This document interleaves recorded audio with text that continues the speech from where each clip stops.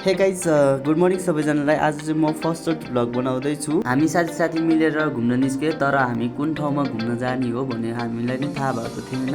एक्कासी हामीले डाँडामा झन्डा देखियो। हामीलाई त्यहाँ माथि जाने बाटो थाहा थिएन। हामी अनि जङ्गल छिर्न थाल्यो। हामी साथी गफ गर्दै 5 मिनटको यात्रापछि हामी झन्डा बाटोमा पुग्यो। हामीलाई यहाँ आइपुगेपछि मात्र थाहा भयो कि यहाँबाट राम्रो भ्यूहरू देखिँदो रहेछ। हजुरहरूले पनि हेर्नु होला। हामी पनि भ्यू हेर्दै रमाउन थाल्यो, किनभने हामी सोच्दै नसकेको ठाउँमा आइपुगेको थियौँ। आज हामी पनि भ्यू हेर्दै यताउति घुम्न थाले।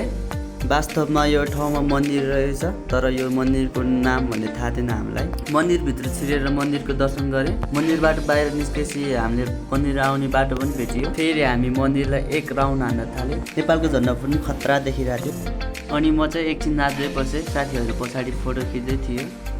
अनि हामी घरतिर फर्किए। By by. अबदेखि यस्तै भ्लगहरू आउनेछ।